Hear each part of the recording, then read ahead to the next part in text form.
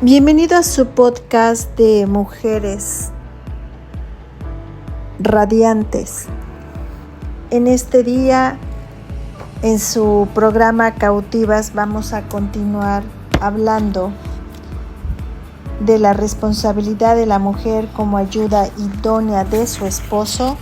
Vamos a hablar acerca de la unidad y recordemos que estamos cumpliendo con el deber cristiano de compartirle la palabra a las mujeres que no solamente están en sus casas, en las oficinas, como empresarias, cuidando a sus padres, sino también para aquellas mujeres que se encuentran en los centros de detención femenil de diversos países y de conformidad a lo establecido como deber cristiano en Hebreos 13:3. Y vamos a empezar en este día hablando acerca de la unidad. Vamos a ver que las misteriosas palabras de Génesis 1:26 nos proporcionan información esencial acerca de Dios. Y dado que fuimos hechos a su imagen, acerca de nosotros mismos, vamos a escuchar el misterio de la declaración de Dios. Hagamos al hombre a nuestra imagen. Cuando Dios habla de sí mismo en el plural, hagamos y nuestra, nos damos cuenta de que, aunque Dios es uno, no está solo. Cualquiera que sean los otros significados de haber sido hechos a la imagen de Dios, este versículo deja claro que fuimos creados para relacionarnos. Entonces, la verdad que nos deslumbra es, igual que Dios, la humanidad es una y al mismo tiempo diversa.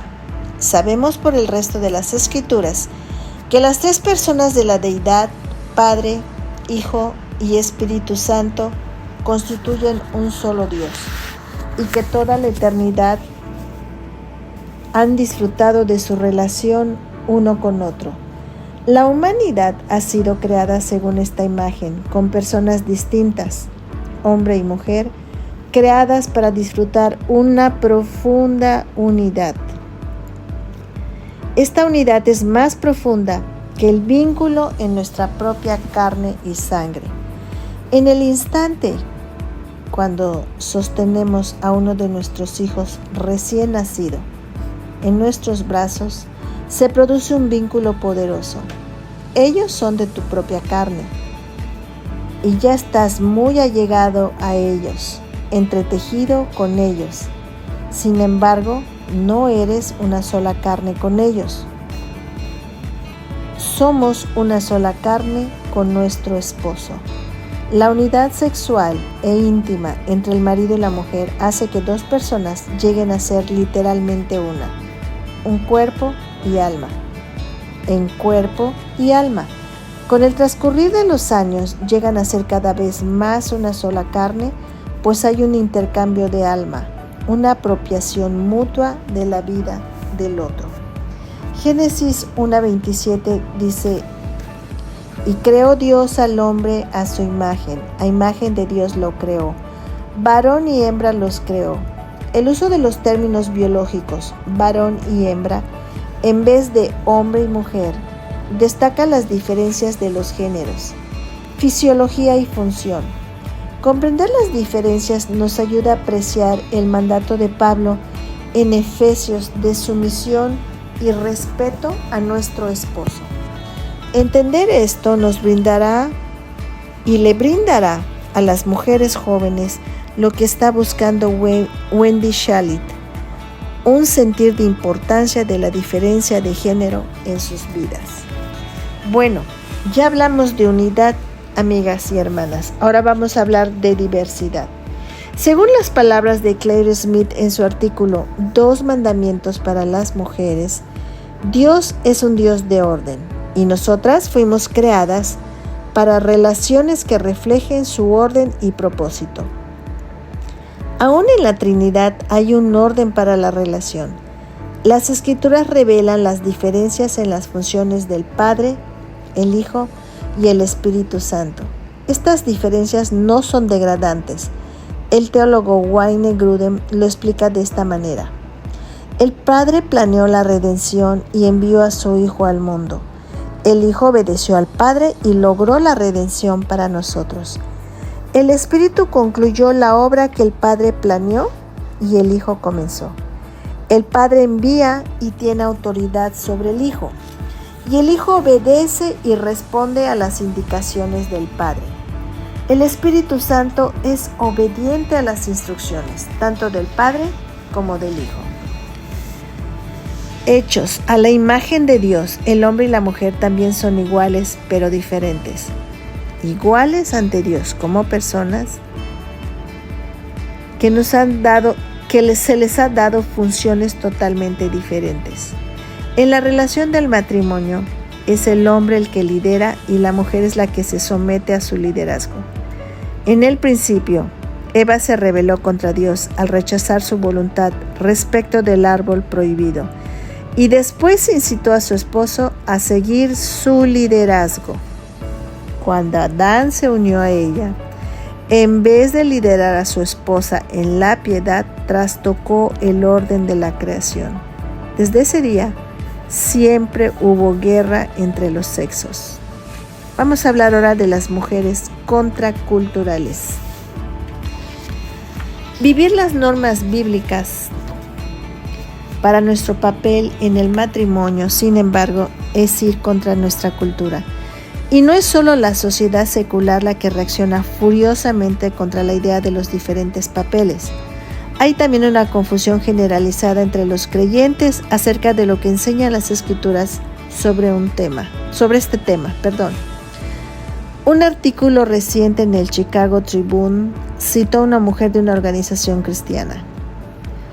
Nosotros no creemos que el matrimonio tenga que ver con subordinación, sino con reciprocidad. La intimidad es imposible cuando hay subordinación. Eso no es lo que la Biblia dice, y nosotros no creemos que Dios nos diseñó para vivir así. Sabemos por el primer libro de la Biblia que intimidad mediante subordinación no solo es posible, sino que es el plan de Dios para nosotras, según el modelo de intimidad que existe en la deidad. Por ello, para nosotras como mujeres cristianas, someternos a nuestro esposo no es una opción, es seguir obedientemente el plan de Dios en el orden del matrimonio, un plan que ha existido desde el principio. Nuestra hermana nos comparte su testimonio acerca de la maravillosa noche de su boda. Nuestra hermana Bárbara. Ella dice que la maravillosa noche de su boda, su rostro acalorado por el rubor de la timidez y la vergüenza por la vulnerabilidad que estaba experimentando por primera vez, que es un recuerdo dulce que persiste con el tiempo, su esposo y ella experimentaron el misterio que Dios maravillosamente les proporcionó. Desde el principio, Dios los hizo a su imagen, hombre y mujer, iguales pero diferentes. Y cuando las mujeres vivimos este profundo misterio, estamos agradando a Dios al vivir su magnífico orden. Hay un solo problema, y es un gran problema. No vivimos en un mundo ideal o con hombres ideales que siguen la instrucción de Efesios de amar a su esposa como Cristo amó a la iglesia y se entregó por ella. Igual que Adán, muchos esposos no ejercen su liderazgo o su amor sacrificial. Y como Eva, muchas esposas racionalizan la sumisión y se cuestionan internamente la misma desdeñosa pregunta de Satanás: ¿con qué Dios os ha dicho? Pero Dios lo dijo. Y los pasajes del Nuevo Testamento acerca del matrimonio basan su enseñanza consecuente en Génesis. Ahora bien, ¿cuál es la guía del Nuevo Testamento? 3 de los nuevos pasajes del Nuevo Testamento que exhortan a las mujeres a sujetarse a su esposo incluyen una frase importante e instructiva. Efesios 5:22 dice: Esposas, sométanse a sus propios esposos como al Señor. Colosenses 3:18 dice de manera similar: esposas, sométanse a sus esposos como conviene en el Señor. Estas frases paralelas, hermanas y amigas, sirven como recordatorio a toda esposa de que la sumisión en el matrimonio debe hacerse con la misma devoción y sumisión y amor con que nos sometemos al Señor. Cuando nos sometemos a nuestro esposo, estamos coincidiendo con Dios en que vale la pena obedecer el magnífico orden de su plan y preservar su ministerio. De este modo, reconocemos una vez que Jesús es el Señor. El tercer pasaje de 1 de Pedro 3:1 dice: asimismo, esposas, sométanse a sus esposos. Este término esencial de Pedro, asimismo, contiene la clave que nos faculta para hacer lo que debemos hacer cuando parece imposible. En el capítulo que precede a 1 de Pedro 3, que es 1 de Pedro 2, 13-25, Pedro enseña a todos los creyentes que la sumisión a toda autoridad instruida por Dios es esencial, porque esta es la voluntad de Dios, que practicando el bien hagan callar la ignorancia de los insensatos. Afirma 1 de Pedro 2:15. El apóstol, sin embargo, sigue diciendo: si sufren por hacer el bien, eso merece elogio delante de Dios. Versículo 20. La voluntad y el agrado de Dios son siempre los factores decisivos para escoger nuestro comportamiento. Asombrosamente, Pedro pone a Cristo como ejemplo de la belleza y eficacia de la sumisión. Veamos lo que dice 1 Pedro 2, versículo 21 y 3, versículo 1. Para esto fueron llamados, porque Cristo sufrió por ustedes, dándoles ejemplo para que sigan sus pisadas.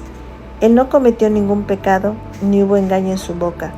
Cuando proferían insultos contra él, no replicaba con insultos. Cuando padecía, no amenazaba, sino que se entregaba a aquel que juzga con justicia. Él mismo en su cuerpo llevó el madero Él mismo con su cuerpo llevó al madero nuestros pecados para que muramos al pecado y vivamos para la justicia. Por sus heridas, nosotros hemos sido sanados. Antes éramos como ovejas descarriadas, pero ahora hemos vuelto al pastor que cuida de sus vidas. Asimismo, esposas, sométanse a sus esposos. Amada hermana y amiga, puede que tú y yo hayamos leído muchas veces este mandamiento para las esposas como una idea independiente separada del versículo que le precede, pero asimismo nos relaciona con el ejemplo y la persona de Jesús. Hemos de someternos a nuestros esposos del mismo modo que Cristo se sometió a la voluntad de Dios y fue a la cruz. Él se entregó a aquel que juzga con justicia. La persistente fe de Jesús en la bondad y sabiduría de Dios en todo era firme. La obediencia a la voluntad de Dios fue su principal preocupación. La obediencia a la voluntad de Dios fue la falla puntual de Eva. Ella dudó en la bondad y sabiduría de Dios, que le negaba el árbol del conocimiento del bien y el mal. Por medio del Evangelio, hermana y amiga, nosotras que somos hijas de Eva, somos ahora también hijas de Dios y se nos ha dado el poder de vivir como Cristo, pero la obediencia depende de nosotras. La sumisión a nuestros esposos comienza y termina con la confianza en Dios. La madre de Bárbara comenzó y terminó confiando en Dios, sin tener en cuenta la penumbra de sus pruebas. Lo platicamos en el estudio anterior. No podemos recordar que alguna vez esta mujer cuestionara el amor o el cuidado de Dios hacia ella o su familia. Por lo tanto, la palabra que tantas dificultades le trae a las mujeres de hoy, sumisión, sigue siendo la palabra de Dios para nosotras. Asimismo, esposas, sométanse a sus esposos. Ahora bien, vamos a hablar de la ayuda idónea. Desde el principio, el propósito de la mujer estuvo claramente definido. Dios miró a Adán y dijo: no es bueno que el hombre esté solo, le haré ayuda idónea para él. Génesis 2:18. Entonces, ¿por qué se nos sube la presión cuando nos mencionan las palabras ayuda idónea? Como norma cultural, asociamos debilidad e incluso inferioridad con la persona que presta ayuda. Nadie quiere desempeñar un papel secundario, pero el hecho es que sin un segundo violín no hay armonía, hermana. ¿Qué significa antes y qué significa ahora ser ayuda idónea? Por ejemplo, ¿con qué tareas debía Eva ayudar a Adán? Ella debía ayudarlo a cumplir el mandato de sojuzgar y señorear la tierra, pero le falló a Dios cuando hizo que Adán se sometiera a Satanás junto con ella. Nosotros, como hijas contemporáneas de Eva, no debemos fallar como nuestra madre. Nuestra tarea es alentar a nuestro esposo a obedecer la palabra de Dios y voluntad para su vida. La primera vez que comencé a entender este concepto, dice Bárbara, de un modo personal, fue cuando su esposo era un joven pastor en California. Ella notaba que las cosas iban bien en la iglesia y él estaba muy optimista, pero cuando las cosas salían mal se desanimaba fácilmente. Es importante y debemos darle gracias a Dios que las mujeres que son ayudas idóneas se llenan de esperanza en Dios. Y puedes orar: yo no sé qué voy a hacer, pero por ahora me aferro a mi fe porque yo creo que Dios es bueno, yo creo que Él nos ama y nos va a dar y va a obrar a través de esas experiencias. Por ello, amiga y hermana, en cualquier momento de prueba, aférrate a tu fe. Dios tiene suficiente fe para dárselos a los dos.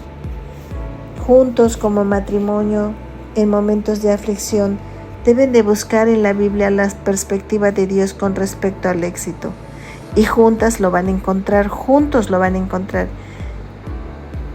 Y es importante que las verdades que se encuentren les sirvan como una estrella polar a sus vidas, a las que constantemente van a estar alumbrando porque tienen el poder de la palabra, ya sea el matrimonio o el ministerio.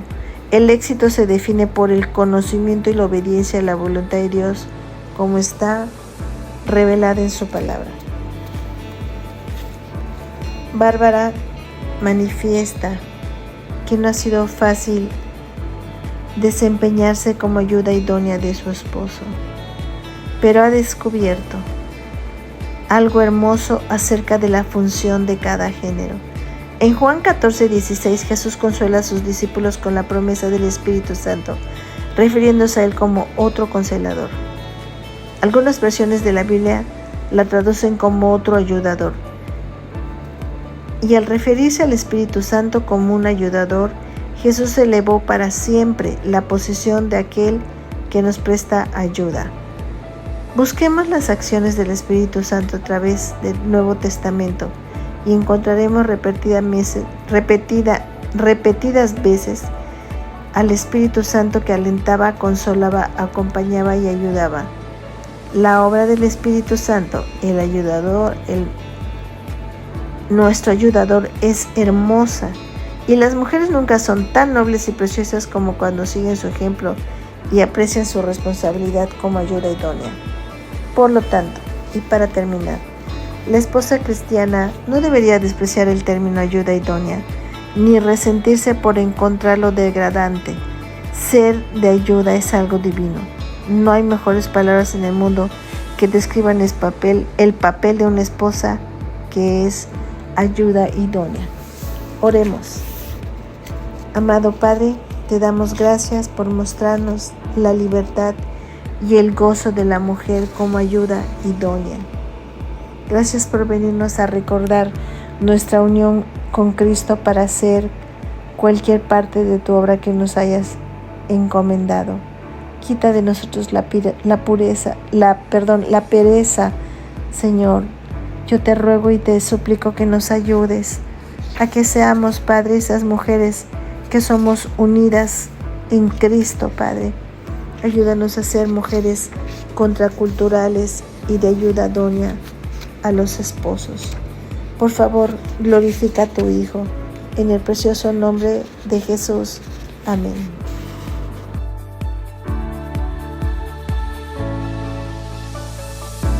Cautivas es un ministerio de alcance de Lady Campos Canadian Women's Foundation, Inc.